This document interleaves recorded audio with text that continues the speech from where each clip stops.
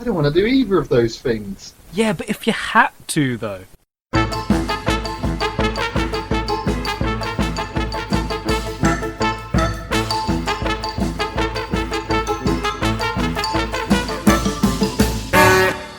Or just have Professor Oak, like, just in his pants and slippers, just running around going, "There's one thing I've never figured out, Ash! What a Diglett looks like!" Dives down, grabs it. It just keeps coming out. It's just like this endless snake. And then, like, eventually it comes out, and he's holding it, and it's like a brown nub, and he turns it round, and it's another Diglett face. They're just one giant two-headed earthworm. I mean, does it split into 3 faces, or is it like... Supposedly it's 3 come together, isn't it? But then somehow they magically become one. Yeah, it's like with the, Slowpoke and a Shelder. When it bites his tail, it becomes one thing. It becomes one thing, and also if it bites its head, it becomes one thing. But at the same time, the Shelder itself turns into something else. That's the other weird thing. Like, Slowpoke doesn't change. Yeah, doesn't it, just become his crown? Yeah, so one becomes his crown, and the Shelder that bites its tail, it becomes long and conical for some reason. You just have to either become my headpiece or my tailpiece. Would you rather? If you could gain There you go, more we got the strength. would you rather already. We set the scene. We have a choice. We must decide on the correct answer. I'm Kyle. And I'm not Nathan. And this is If You Had To, though. Now, if you hadn't noticed, I've kicked Nathan off of this episode, and I'm joined by my good friend, Mr. Oliver Whiteley, co-creator of arguably one of the greatest animated music videos on the entire internet, James the Elephant. Hello! Yeah, you made James the Elephant back as the final uni project back in, was it 2013, did we say? Yeah, that's right. With another Nathan. With another Nathan, yeah. With another Nathan, we created James the Elephant. It was a last-ditch attempt at trying to claw back something from a kind of failing university course.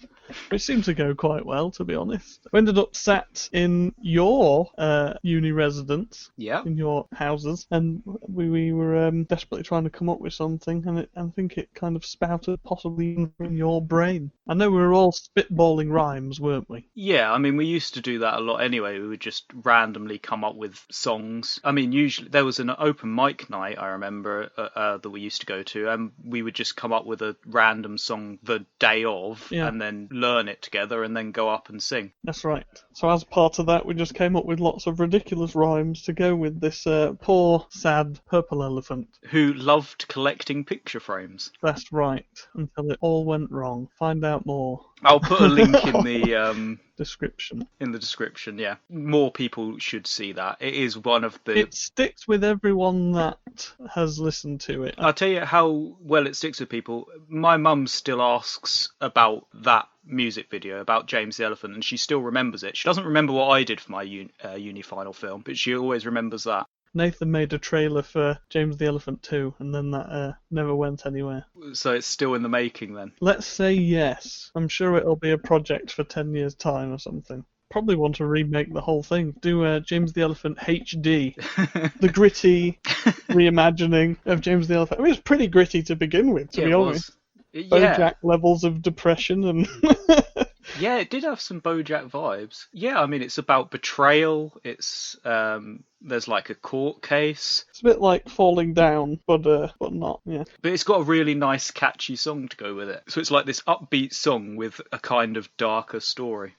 Stemming from kind of making that music has meant that we've made lots of random little tunes since in various other activities that we do. We've created songs for other people that they usually have a general serious story to be told, but then they're filled with our own humorous elements, and that's kind of what we did. But basically what I'm getting from this is that there is a chance in the future, one day maybe, that there will be another James the Elephant, or at least a remake. Sure, I'll check with Nathan and see what he thinks.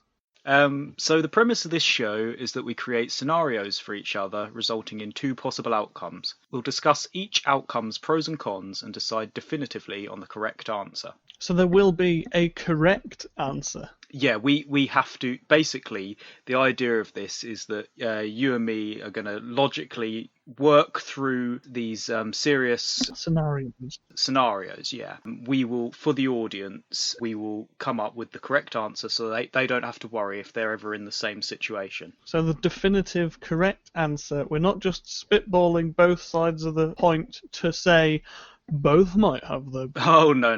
No, we've got to come up with this is the definite, that situation, do this thing. Yeah. It's the best and only way. If they don't agree with us, they're wrong, basically. I see. Yeah, I'm fully on board.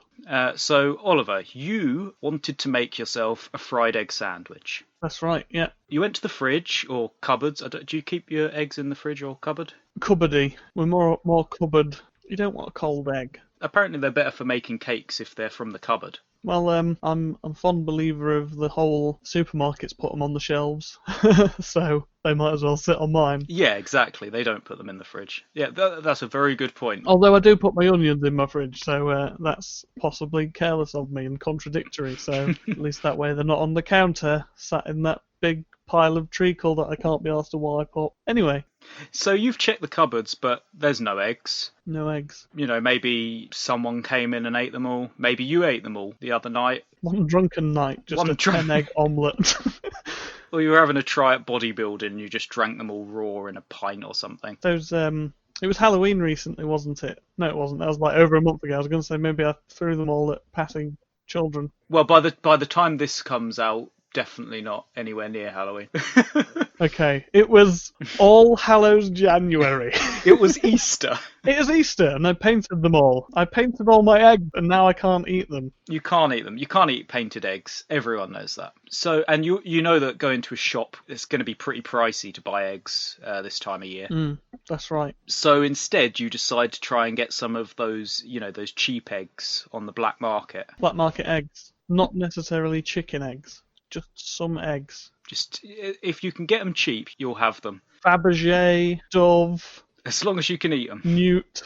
Okay. So you go searching around Stoke and you find... Stoke's Black Market. Stoke's Black Market. Oh yeah, we should probably establish that you live in Stoke. So you find a dodgy looking guy and he's wearing a big trench coat and he's hanging out in an alleyway and you see under his hood like a sort of maybe a beak or you're not sure. The big bird in a trench coat. Possibly, you don't know. He opens his trench coat and you see he's got a box of 6 eggs. Unmarked. Unmarked, yeah, no stamp, no date on them or anything. And he says he'll sell them to you for about 20p. Now, when I go to the supermarket, right, I go to the supermarket to get some eggs. I open the box to check if they're cracked, right? Yeah. He's saying he's got this box, sellotaped, I assume, duct tape perhaps, to the inside of his jacket. Or is it a special trench coat made especially for holding boxes of eggs and therefore it's got special pockets for these? And this is the last box of eggs in there. And he goes, special deal for you, mate, 20p, this box. Yep, 20p. Bargain. For a start, 20 pence in this market? That's insane. This is a fantastic deal already. Yeah. Just for the box itself, unmarked. I was going to roleplay the scenario of me asking, can I look at the eggs first? But this is a would you rather, isn't it? So I'm gonna shut up and let the scenario finish before I start making decisions. I mean, you probably would usually ask to see the eggs first, but they're so he's put so much sellotape around them that it's pretty impossible. Oh right, okay, I see. So hankering for that fried egg, though. Yeah, I mean, you're not going to go to the shop, far too expensive, and, it's a mile away. So, yeah, you give him the 20p. You decide you're going to part with this 20p. So I had 20p. Right, I was worried for a second there. The would you rather was going to be, would you let this bird person follow you to the cash point while you get out £10 cash and you give him £10 so he can give you £9.80 change? Or...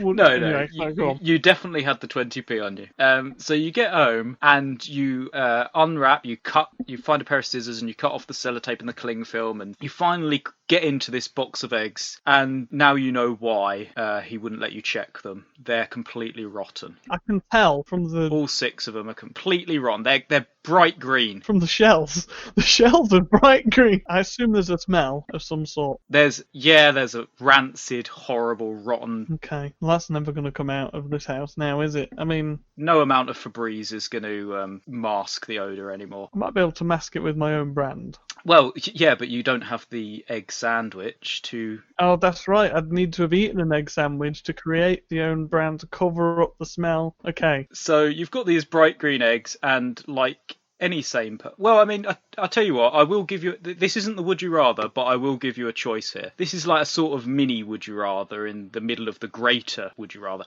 So would you rather fry up all the eggs and eat them anyway and have your egg sandwich, or do you want to throw them away? It's up to you. How hungry am I? How desperate am I for this fried egg sandwich? You're fairly hungry. I mean, you've been hankering for this all day. Because, like, a rotten egg smell, still an egg smell. Yeah. I'm in two minds. Because, like, the obvious answer should be to just go outside, open up the bin, drop them in, shut it.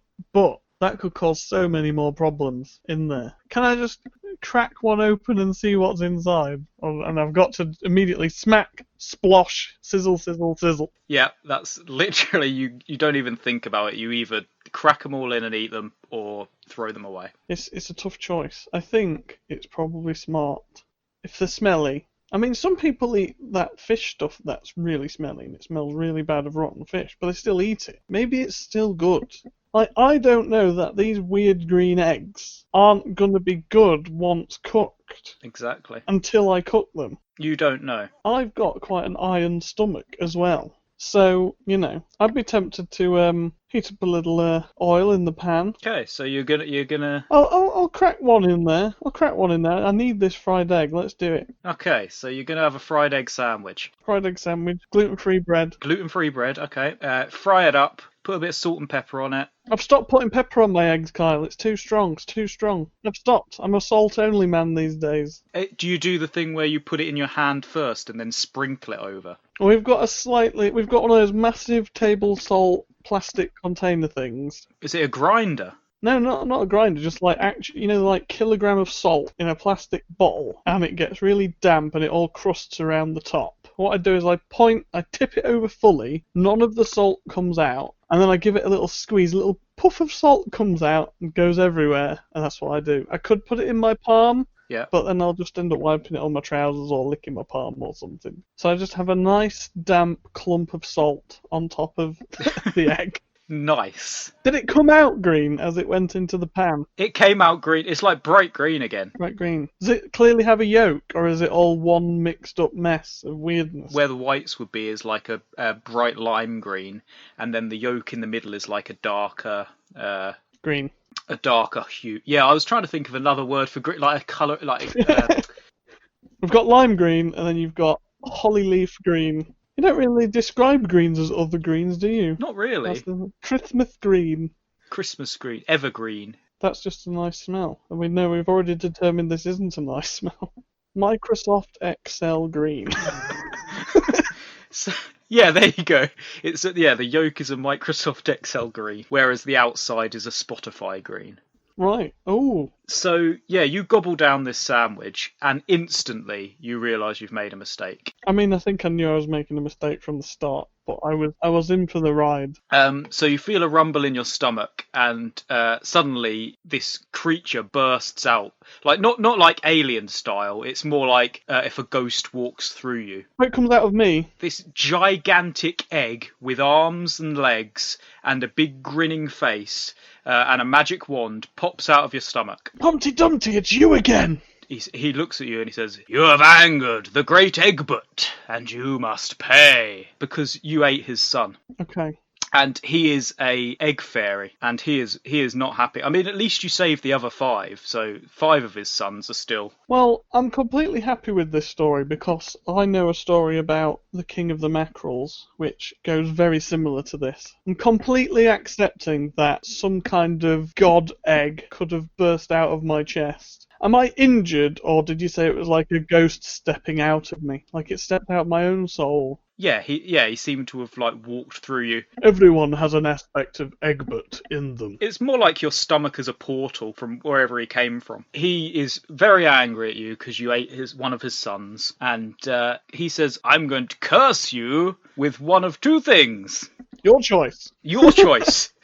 He likes to give out punishments, but he likes to let you choose what your punishment is. Just like an egg, he looks hard on the outside, but inside he is soft. There is some amount of softness. He's like a almost full-boiled egg. He says, punishment number 1, I will cast a spell on you to make you smell of rotten, rancid eggs for the rest of your life. Okay. Or I can cast a spell on you to make sure that everyone in the world that you meet smells of rotten eggs for the rest of your life. To you. So not the rest of the world wouldn't smell like rotten eggs to each other, just to you. Anyone that I come across will smell. Anyone in the entire world, or you yourself will smell of rancid, rotten eggs for the rest of your life. Well, straight off the bat, Yeah. there's 2 things that come to my mind straight away. Okay. Already, about 25% of the time, Yeah. do I smell of rotten eggs. Sulphurous. Right. Point number 2. Yeah. There's people everywhere, right? Yeah. And I'm everywhere. In either scenario... Wait, hang on. In scenario number 1, Yeah. where I smell of eggs, Yeah. do I smell the eggs of myself? No, I think it's more Okay. you get so accustomed to it that it just you don't really smell it off after a week, say. So if I smell of eggs Mhm. and I'm radiating egg smell that I could smell it until it goes away, Yeah. right, then I would still be smelling egg. But Yeah. the world is so full of people, and most of the time I'm spending time with people, that I would always smell egg. Like how I assume it's gag worthy. Oh, it's Like- rancid, absolutely Okay. rancid. It's like you're stood on a volcano that someone just cursed with this curse.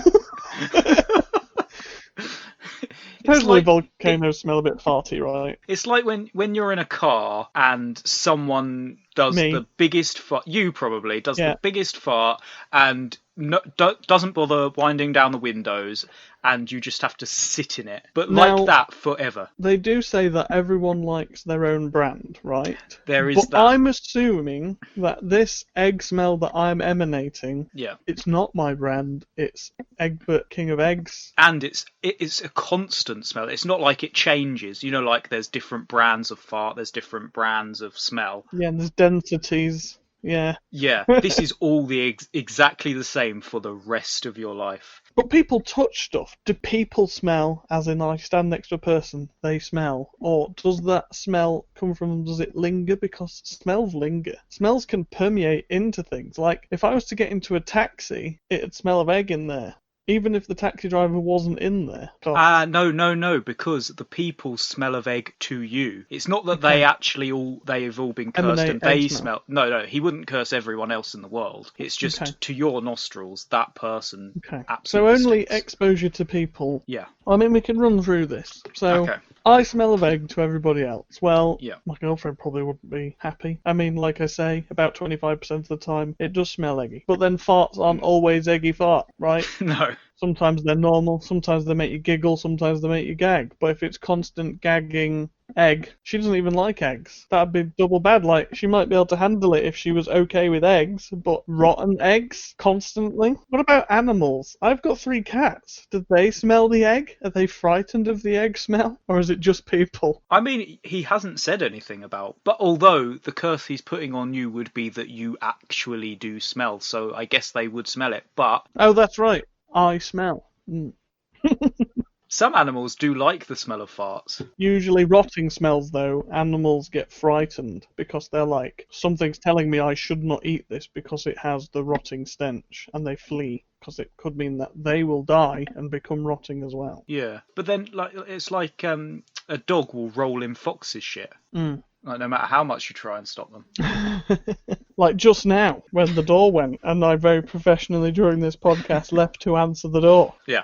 If that person, even the postie, puts his hand through and suddenly a waft of fart comes through, you probably never want to deliver there again. Yeah, but at the same time, like you said, with a Jehovah's Witness or whatever, they won't be coming anywhere near your house. And if I go to the supermarket, I mean, Yep. I already do the scan as you shop, self-checkout stuff, because most people of our age bracket don't tend to like to Interact with anyone. with people. But funnily enough, putting stuff on a conveyor belt for Barbara there to just scan through and stick in a bag, the only thing she says to you is, do you want help with your packing? Cash or card?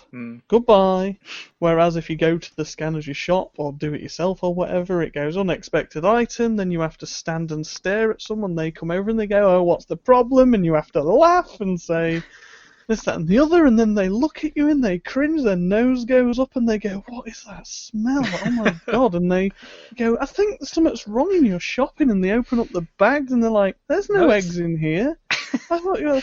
What is wrong? Oh my god. And then they look at you and then their eyes widen and their face drops and they go, thank you, and they walk off, and you turn back to your scanning and you get on with it and you put your debit card in and you grab your bags and you turn around and you see her, like, she's got a hand over her mouth and she's whispering to the security guard at the front of the thing, and you're like, oh, what are they talking about? Can you throw someone out for smelling? Well, I mean, but it's just a case of, like, the gossip.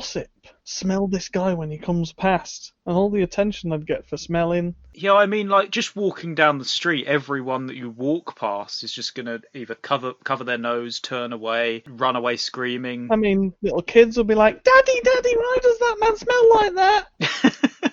And you would get that every single day of your life. And the dad would say, well, if you eat the wrong eggs, you'll get cursed by the mighty Egbert, so don't eat the wrong eggs, little Jimmy. Yeah, you would be a cautionary tale to other children. Don't eat dodgy eggs from men in their back alleys. No matter how cheap they might be. Somewhere else, I'd be able to get a seat in the cinema really easily. You would clear out the cinema. Booked seat or not, I could just sit there. Yeah, you could have the whole place to yourself. But then they might have an excuse to make you leave, because there's a lot of things these days about hygiene, isn't there? There is. Yeah, but you could show them, look, I have showered this morning. You can examine my body. I am clean. I just stink. Is the smell strong enough that it would get through deodorants and things like that? Yeah, pretty much. It would just be a mix of egg and deodorant. I suppose I'd have to fully vacuum seal myself with no, even if I was to fully seal myself and just have a breathing tube, would my breath smell of sulphurous egg? Yeah. That comes out of the tube, so I couldn't even do that. Things like plague doctors and stuff, they'll wear the full-on rubber suits and they'll stick a load of cloves and various things in the nose, so you don't have to smell things. I could do that in the other scenario, couldn't I? I could just assume that everyone's got the plague. I mean, I'd still be avoided, right? But at least I wouldn't have to smell any of that stuff, unless, obviously, that smell... If my smell's strong enough to permeate deodorants, the smell that I smell that comes off of other people, or that I imagine comes off of other people, would be strong enough that... So I assume it's a psychological effect, a psychological spell that Egbert's put on me. Yeah, it's more like, of that I go up to a person, whether I'm spraying aerosol straight into my nostril like all the kids at home should do to enjoy a wonderful high. Oh, yeah, I don't know if you know this, but we like to give out facts on this show, and that is fact number 1 for this episode. Fact number 1, aerosol abuse is fun and part of natural selection. Yeah. I'm just thinking of other scenarios where I have to deal with people. Like, if I was to get a special voucher for money off when I get fuel, normally I pay at the pump, but if I was to get like a 10p off thing, a litre, right, I'd be too embarrassed to go in there and do it. In fact, I'd be there putting the petrol in, the person pulls up behind me and they pull the pump off, and then they look around, they have a sniff, and their eyes go wide. Well, they might think there's a petrol leak. Yeah, and they hang the pump back up. They run inside. They go, "Oh my god, I think you've got like a leak out here or something." And they all run outside, and then they're sniffing around, and then they locate you as the source. And they're like, "What are you doing? Are you pouring petrol everywhere? What's going on?" Yeah. And you're just like, "Look, it's not my fault. I pissed off an egg. I angered the eggs." One of the positives, if you have a vengeance-based mindset, you could choose to be the smelly one, right? Go back to that back alley, and you see him there. There's someone else. He's got his beaky grin under his big, wide hat brim, and he's holding it open. You can see there's another hapless victim, looking in at this bird demon. Yeah, he's about to hand over the 20p. Well, before you can even go, "Stop, citizen," that person goes, "What's that smell?" And you could be like a superhero that proceeds with the smell. You would be Eggman. Eggman, Smellman. Smellman, yeah? And they'd turn around and they'd throw up in their mouth a little bit, and then you go, "Don't do it." And then the bird looks over to you and he goes, "Oh God, what's that smell?" And you walk over to him and you tackle him and you grab him and you put him in a death grip and you never let go, and he has to also smell your smell for the rest of the smelling time. You could just follow people around that have wronged you and just constantly be near them. Like, there's no... I suppose they could get a restraining order eventually. If I was to die, Yeah. would my smell continue? It would. They would have to bury you pretty deep. Would they have to put me in, like, hazard containment or something? Or cremate me? But if they cremate me, every single particle of me that floats off out the chimney smells of egg. If they cremated you, you've got the urn, and then it would just be any time anyone opens the urn. It would be like one of those things where people fart in a tub and then say, "Oh, have a look in there." And then sell it. So, I mean, there are pros to this. Perhaps the smell that's coming off of me is farmable. Perhaps you can extract it somehow. Like, as long as you don't let it dissipate. If they set me in a chamber and I could sit there and they could extract that gas, if it's the right sort of gas. I assume there's some methane involved, because that's usually what comes out of the rottingness. You could be used as, like, biological warfare. I was thinking more for the good of humanity, Kyle, rather than I was thinking of war. You're like, how can we save the planet? I'm like, how can we destroy the planet? But this is the thing, isn't it, Kyle? This is what happens. The scientists go, "Well, what we can do is we can use this man, we sit him in the chamber, we extract the gas." I don't know where this scientist is from. He's some kind of French-German combo. What we do is we take the man, we put him in the chamber, and we extract the gas. For 8 hours a day, we can get 10 kilograms of compressed gas. This isn't very many, since normally one gas container for a barbecue is about 60 kilograms. But we won't talk about that. We then take that gas and we compress it, and we use it for hydraulics, we use it for burning to create for schools and science, and then you've got the general going, "So what you're saying is we could take this gas and use it as a propellant for our weapons." And they go, "Well, you could do it like that, I guess." And they go, "We've got it, 1 million! Do it now!" We just want to save the planet. "Oh, we want to take over the planet!" "You can have the funding if you make the weapons." Well, we do need funding. And then they have to do it because they need the funding.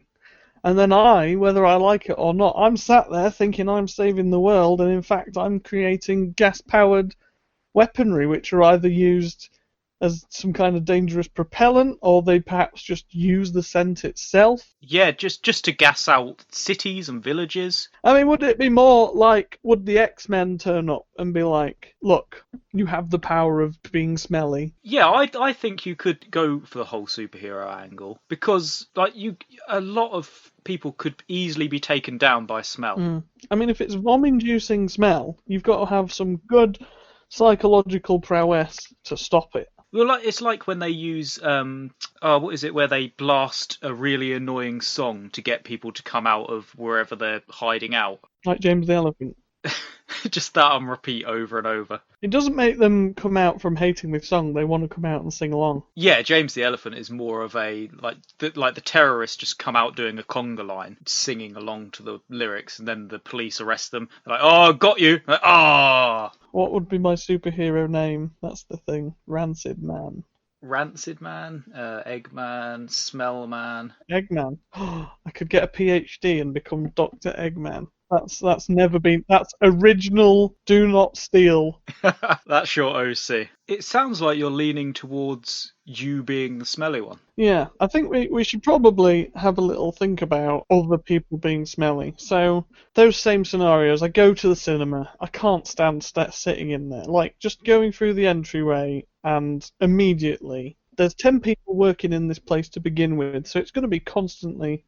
When I approach a person and psychologically, as soon as I am aware of a presence, because I assume I can't game the system here and put a blindfold on, can't see you, see, don't smell, But then, like, as long as I don't know someone's there, like, if I'm being followed by a ninja, right, can I smell them? That's interesting. Because you don't actually know they're there, but does the spell know that they're there? Yeah. So, does the spell force any person to emanate a smell 3 meters away from them, or something like that? I would say yes, directly to your nose. In that case, I would have a sixth sense. No one could ever sneak up on me. Yeah, you would never get assassinated. They'd come up to me, and then I would, like... Yeah, your egg sense is tingling, and you know that someone is directly behind. You would probably learn exactly how far away they were, depending on how strong the smell was as well. Now, do walls affect this smell? Because my neighbours don't. They leave home about as often as I do. And if they're within a distance of me, I might sense their smell all the time, and therefore I would be constantly berated by the smell. Yes, there is that. So you would have to get a isolated home, somewhere quite isolated and out the way. Yeah. But you would know instantly if someone was coming. Someone was at the door. Yeah, someone was at the door. You wouldn't even need a doorbell. You would be one of the, where the guys are just sitting under a waterfall, cross-legged with their eyes closed. Yeah. And then as soon as someone tries to attack them, they just reach up their hand, grab the fist, and throw them away. You would have those super fast reflexes because you would have honed. It would probably take you maybe a year or two to train. Take a long time to become a philosopher-style old man of the mountain. They say, so you're the old man of the mountain. And he goes, do you have to be over here? Fucking hell, you smell. Oh, why did you climb all the way up here just to talk to me? What? Oh my god.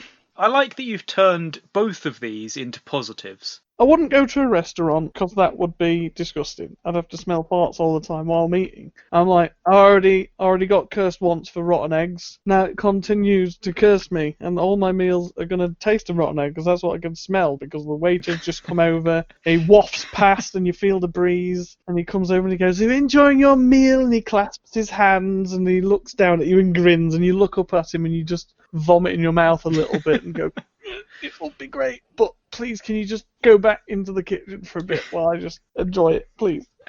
I mean, drive-through wouldn't be too bad, but I can't have drive-through. No. I've got this issue, Kyle. Yeah. This issue. I've got celiac disease, Kyle. That's why I said gluten-free bread, right? I can't get takeaway gluten-free, so, I can't just go casually getting a burger and then driving away and eating it in a secluded parking lot. Like, I've got other things to think about. This curse is double cursing me.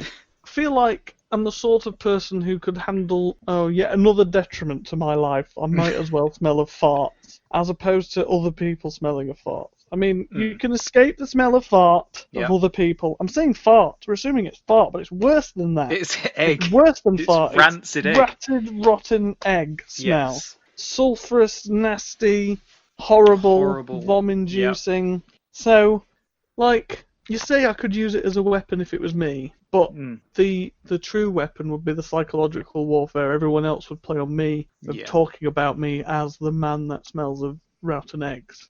The other way around, I'd have to try and learn to stop it, but you could never have a serious conversation. You couldn't sit in your work, you couldn't sit in your cubicle at work, you couldn't wait tables, you couldn't do anything, because everything would constantly smell of vom-inducing egg. Unless you fully secluded yourself to the point of hermit life, it wouldn't be manageable. Like, you'd probably have to, you'd either have to, like you say, get used to it, but this is magical smell, so it's unlikely you can't really get used to it, probably, yeah. Whereas the smell that I'm emanating is a constant, real smell, so the body would get used to it, but other people never would. No. I think I've got less self-respect that I'd be happy to walk around smelling of farts. Like, I'm not averse to letting one go in the aisles of Primark while I'm perusing the bras.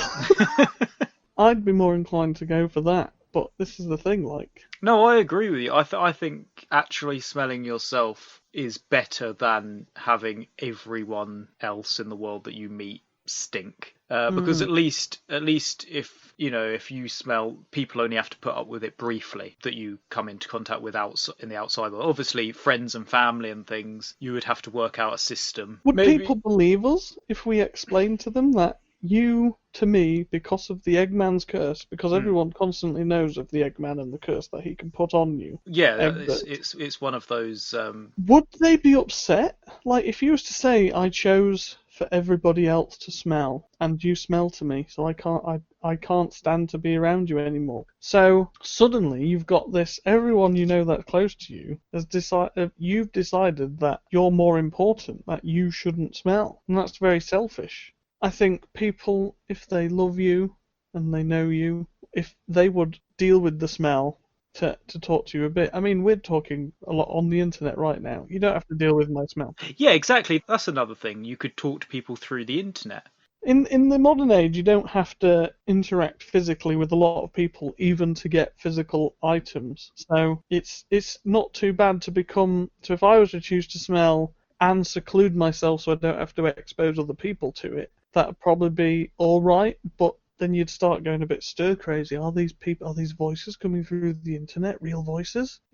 Have they done something to this food that they've brought to me because they want to cause problems for the cursed smell fart man? You know, old man Oliver up on the hill up there, old Eggy Oliver. That's what they'd call you. They put in the dark house, the egg-shaped house on the hill, where they put him so that he can contain his smell. And kids would come and throw eggs at your house. And you'd be like, it already goddamn smells of eggs here, you young whippersnippers. Get off my lawn, get off my property, or I'll come to your house and make you smell me. I'll sit outside your house and stink the place up. Your house, stink it up. Yeah. I think the choice has to be, for the good of your friends and family, Yep. that you become the smelly one. I actually agree. Yeah, and people at home now know that if they're ever in the same situation that you got yourself into... Yeah, Egbert bursts out of your soul and Yep. curses you for eating the egg prince. They know to become smelly Dr. Eggman. Never trust a birdman in a trench coat in an alleyway in Stoke. I mean, yeah, that's the main... tip number one. But if you ever do, if you're ever so hungry that you just have to eat... The thing is, though, like, if I'd have dropped that box of eggs into the bin, they'd have all smashed in there anyway, and then it would have all got mixed up with trash and chucked into the tip. I'd have still ended up with the revenge on me. Your punishment might have even been worse had you done that, because six of his sons would have been killed. Yeah, not just the one. Do you know, the inspiration for that story was that I was on a train going to see a band. There was a woman who was sat behind me, and the entire hour and a half trip, she just kept sliding out these rancid, eggy pumps from her clearly rotten arse for like the entire journey. At one point, she started spraying this like floor cleaner or something, I think, to like cover it up. I've got a few things I could say there. So, like, when I was at work for breakfast, I would pull out these little rice cakes with chocolate on because they're gluten-free and they taste good, right? Just as I start eating those, my work colleague on the other desk would pull out his own spicy homemade pickled eggs and just start eating those, and the entire office reeks until about from 9 o'clock to 11 o'clock of those. And they say the work colleagues that microwave fish are the worst people you'll ever meet. I disagree. It's the people who pickle their own goddamn eggs and eat them for breakfast. And the woman covering up her farts. You know the old joke about the there's an air freshener salesman who's in an apartment building, and he's just finished on the top floor, and he gets into the elevator. He's been polite the entire time, and now he needs to let go of a really big fart. And he just does it in the elevator. There's no one in there. He presses ground floor, 5 floors, gets to, he lets it go. Floor 3, he thinks, God, this elevator's really slow, and it really smells in here. I've got an idea. And he opens his briefcase, and he pulls out an air freshener and sprays it around, and he puts it back in his briefcase. Floor 1 before floor 0, because we're in England. The doors open and a woman steps in. Yeah. Well, it doesn't matter, I've sprayed everywhere. And she sniffs around, and as the door's shut and it starts to move down again, she goes, "What a peculiar smell." And he goes, "Oh, do you like that smell?" And she goes, "Well, I'm unsure, what is it?" And he goes, "Oh, it's pine air freshener." And she goes, To be honest, it smells a bit like someone shit a Christmas tree. So in a quaint town, you've decided it's time to move on with your life, right? You leave big city life and you go to this quaint town, and they need people to kind of advance the town. It's stuck in a rut. It's got lots of happy villagers and they've got farms and this, that and the other, so they're all surviving, but it's a bit bland. So you've got two options. The first is, all these people want something more from life, and you could take on the role of a handyman, and you'd be given a workshop, and you could create almost anything. With the help of the townsfolk, you'll be able to put the plans together to create marvellous contraptions to help them improve their commerce or industry. But the detriment to that is you'll constantly be busy manufacturing parts, and you've got no time to. Yeah, it would be a full-time job. Yeah. So on this boat that you came to this quaint town on, there's another person, which could also be you. And this person, he's aware that this town's a bit stuck in a rut. And the only way it's going to go anywhere is if someone takes the initiative and goes adventuring on expeditions around the town to acquire resources and bring them back to the town. But this could be dealing with nasty creatures, it could be mining expeditions looking for artifacts, you never know, to just advance here. But the thing is, if you choose the adventuring route, Yeah. you'll acquire all these materials, and the builder person will be the one manufacturing them and creating things, and they are most likely to get the thanks of the townsfolk. Yeah. But they'll be in the situation where they're doing that all the time. They're working all the time, and they're probably quite thankful to the adventurer person. The adventurer person has to put themselves into the peril of going on the adventure to acquire the materials and bring them back. And by doing that, they get enough money to sustain themselves. Think of any D&D adventurer or whatever. They get enough to sustain themselves. They can stay in the local inns or whatever, but they get the life of adventure. But no thanks. So for these materials, I'm guessing you're going out into deserted areas like these mines and these caves and things. It's not really where there's like if you fight and kill these monsters, you're not really saving anyone, or you're not getting glory that way. Because if you were getting glory that way and you were saving a lot of people, like that's sort of a reward in itself, and then you know personally that you're helping out the town. This is the thing. Those critters that you need to, like, if that's the only way for you to get those materials is fighting those critters, which are also dangerous. Yeah. Like, if you think of like a game hunter, a groundskeeper who has to keep the numbers of things down so they never become a danger. Like, these people aren't going to be aware. These are all just quaint townsfolk. They're not aware of the dangers that are out in the world. They're just happily living their own lives. So perhaps these caves are full of dangerous creatures. Yeah. Some of these creatures might be the source of the useful items that they're using to advance their world. Like you personally, if you were in this adventuring role, wouldn't be able to turn these items into something useful. No, I give them all to this handyman who will construct and put all these really useful materials together and just make the town a better place. So I'm guessing there's two of us on this boat, and we're trying to decide between us which one's going to become the great adventurer and which one's going to become the handyman. Or if you was to imagine that there are these two people, and you are yourself, your essence, looking down at each of them, and you're thinking, which life would be my best life? And you can choose which you become. Now that's interesting. So I'm sort of jumping into one of these two people's bodies. Yeah. And by going into this person's body, I would have all of the skills and knowledge to do all these things. Okay. See, the thing is that the scenario is, if you think to yourself that you know this town needs both of these things, and you was to just go for it, you might be tempted to do both things, and that is way too much for one person to do. Which one would you feel most fulfilled in? Yeah, I mean, as the handyman, I'm going to get a lot of attention from the ladies as well, because I'm making all these great improvements to the town, and they're seeing this, and I'm getting all the credit, all the thanks and all the credit, for this adventurer's job. But then the adventuring life, that sounds more like the more thrilling. But then you don't really have time to settle down or meet anyone because you're always out, fighting and putting your life in danger. So a scenario happens. The local farmer wants to build a well, right? They can dig an hole. They need some fibers to make some ropes. They need some stone to build around. Like, this stuff's not just lying around. Yeah. Right, the builder person knows exactly how to put a well together. They can do all of that. They can nail you a bucket together. They've possibly got some tech to make drilling that hole way easier.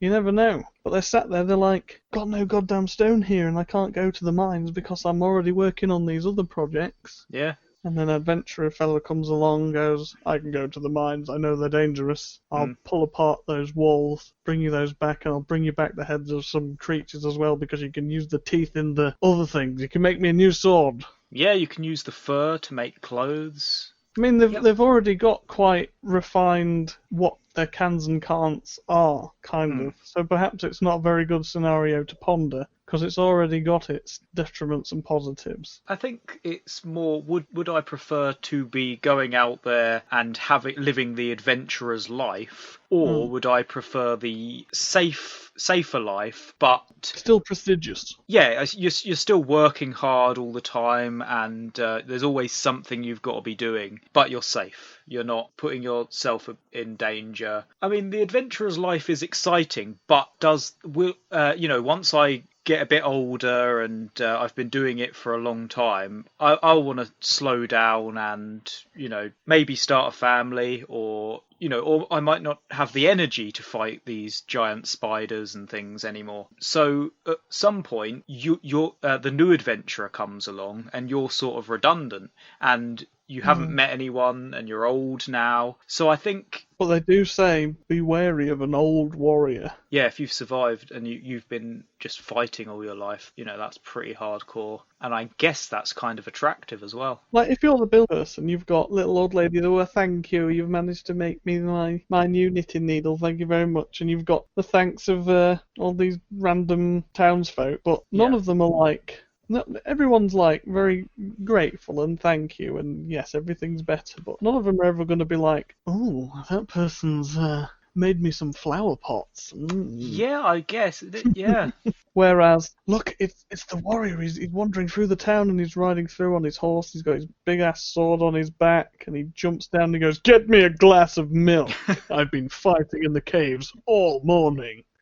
Tell us about what happened in the caves. Yeah, there's the stories as well that you can tell. See, I was just now leaning towards the workman, but now you've kind of convinced me, because I'm imagining like Geralt from The Witcher or something riding into town and going into the local bar, tavern, whatever, and everyone would be around you. They'd be like, "Tell us how you vanquished the succubus up in the mountains," and you're like, "Oh, that old chestnut." Whereas the builders sat at the same bar going, "Well, yeah, guys, but remember when I built that telephone box that one time and put it in the middle of town, and now you can ring each other up? Yeah, cool." And everyone kind of stops looking at him and go, "Yeah, great," and they turn back to the warrior and... Anyway, regale us with the tale of fighting the three-headed Hydra. Yeah. So yeah, I think I'm gonna go for the adventurer's life. And I didn't think, when you said this at the beginning, I did not think that's the way I was going to lean. You've got to bear in mind as well, like, you've got these two options, and thinking about where they can go, like, maybe trying something new is a bit different as well. It's quite a handy putting together things kind of that might be kind of where you'd lean to, but if you're able to put yourself into the body of a person who can do those cool things, Yeah, if you're in the body of a person who is this, great fighter, athletic, they've got lots of energy. I mean, it would also be really cool to not have the skill to be able to make almost anything, like to know, like, someone comes to you, you need something to fix that particular very specific problem. Well, I can come up with something exactly for that. Give me a day and I'll have made it for you. Yeah. I'll just get the adventurer to go out and get me a spider's leg, a plank of wood, and That's usually the case, isn't it? It's like, oh, you want this? You want a car? Well, the first thing I'm going to have to do is kill a few spiders, punch a few trees. get a dragon's fang. Yeah, need dragon's fang. Gonna need some rat king's mustache. A plant that's at the very top of a mountain that's got the properties of rubber somehow. Need some desert cactus as opposed to ocean cactus. But we also need some ocean cactus as well. Yeah. I mean, we can't. It's hard to come up with a definitive answer for that. What's the correct answer? Is the correct answer? Let's just fucking go kill some monsters and tell some good stories. I think that's it. And if people write songs about you as well, another bonus. I mean, we haven't discussed what it would be like to be the bard of this town. So, okay, so you choose one of these roles, and then you know that there's a singer in this town. Yeah. Would you rather that singer knew you as the person who fixed his guitar that one time, or the person that's gone out, defeated the Balrog? Exactly. Yeah, the bard's not going to sing about the guy who made his sofa. He's going to sing about the guy who fought a legion of zombies up in the mountains. But like this builder person might be in the scenario where they've had to divert the sewage course because it's been poisoning the water, and they've put together all these massive contraptions and filtering machines and this, that, and the other. The thing is, that bard's still not going to be like, and so the man built a machine that took the poo and took the pee and took it from the water so that we can drink it more. That's never. Are they going to write that song? Probably not. Yeah, I think I'm definitely choosing Warrior, the adventurer's life. I feel kind of bad because it's like I've come out of this as this heroic warrior fighting monsters, and you've come out smelling of egg. Yeah. Mm. It doesn't seem fair somehow, but that just seems to be the way it goes sometimes. We mistreat our guests here on this show. Oh, I can offer you the final scenario that was very poorly written. Okay. So, you black out. A voice in your head says you were about to die, and now you're going into a situation where you could still die. You have to live this situation. They say there are two choices, and a blue portal appears on your left side, and on the other side, a white portal appears. And in front of the blue portal is a parachute. And in front of the right-hand side white portal is a barrel, an empty barrel, quite a sturdy-looking one. Mm. And as you peer into the portal on the left-hand side, you can see a raging river in the blue portal in front of the parachute. And on the right-hand side, in the white portal, you look through, you can see clouds, and you can see blue sky, and there's the barrel sat in front of it. And you think to yourself, surely there's been a mistake. If I go towards that portal over there, I would be taking a parachute and leaping into river rapids. Mm. But if I go into the right-hand side, I would be given a barrel, and I'd be thrown into the sky? Mm. And the voice says, there has been no mistake. This is your choice. Make it now. And I have barely If you any remain time. in limbo, Yeah. you can't move, you can't feel, you can't sense, you can't smell. All you can see is the portal on your left and the portal on the right, and a compulsion to choose one. Okay. So if I jump into a barrel in the sky, I'm just going to fall, crash, and probably die. Mm-hmm. But if I took a parachute and jumped into a raging river, yeah, it wouldn't be useful, but there's a chance I could survive. Mm. So you wouldn't be worried that you got fully tangled up in it and dragged underwater and forced into a drowning situation? I mean, there is that against rocks, etc. Yeah, would it be prolonged? Worse? Yeah, would it be worse to have suffering? That prolonged death underwater, or the instant splatter and the joy, obviously, of riding in a barrel like Mario or something for 30 seconds, maybe? And that would most likely be like an instant splatter and death, wouldn't it? Mm. But then the chance of... Did you say I would definitely die both times or not? No, not okay. Necessarily. So if there was a chance of survival, I might lean more towards the rapids, but then the thought of getting tangled and drowning underwater, that doesn't sound appealing at all. Mm. I think it might be nicer to just have that instant crash and done. But the scenario here is you were Yeah. about to die. I and was you- about to And die. you Yeah. blacked out. We don't know what was happening to you before that, right? Hmm. And they're throwing you back into the world Yeah. with a chance to live, but you have to endure one of these scenarios. So there's and a chance in either scenario that I might live. that you might live, Ah. or if it goes wrong. But I'm thinking, okay, so if it goes wrong and I survive falling from the sky in a barrel, what would my life be like if I survived? Like probably completely Depends crushed on what legs. you land on, right? Yeah, yeah. If you was to take the gamble Mhm. and you were in a barrel Yeah. and you landed in the ocean, Yep. it'd still be. I mean, terminal velocity even into water is quite bad. But if you were in a barrel, that would take some of it. If you was to use the barrel the other way up, you could use the air pocket to kind of bounce you back up again and reduce it. Mhm. But then if you was to, I mean, you don't know how high up in the sky you'll be. Whether you're taking a gamble basically. You can see the sky. You know you're going to be in the barrel and Yeah. be in the air. I just don't know what's beneath me. The other Whereas one- with the rapids, I know there's definitely rapids beneath me. Definitely rapids right there. Water, kind of manageable, but you've got a big, bulky parachute attached to you. Yeah. I mean, You'd be wearing it. It's not just a backpack that Yeah. you can just put on and jump into the water. without releasing it. It'll be a released parachute. I mean, I could hope that it gets caught in a nearby tree and then I could climb up.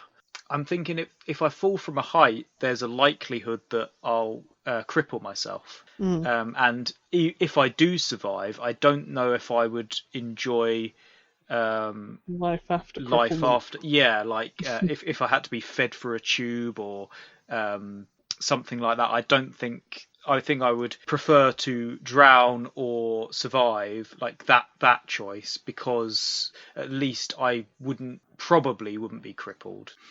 I would probably either drown or survive, or I could like smash against a rock and completely cripple my spine, and be crippled anyway. But I think there's more of a chance of survival or drowning. So I think I would go for the rapids. Okay. Shall we play it out? Okay, so your compulsion, you act on it and you'll Yep. go through the portal on your left. Yeah. The parachute wraps its way around you and onto your back, and you feel it tug behind you as the parachute bursts out, and the portal completely envelops your vision until you're falling, and you're about 10 feet, only 10 feet high. Yeah. You fall into the river, and the rapids take you, and you're buffeted around, and the parachute drags in the water and gets all wet and heavy and starts pulling you back, and it snags on rocks and tears apart random logs and this, that, and the other, and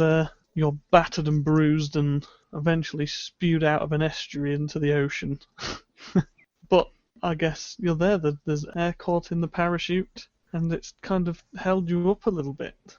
I think generally, although a few broken bones, few ribs, perhaps a femur has gone, I can deal with that, I think. you'll be alright in there.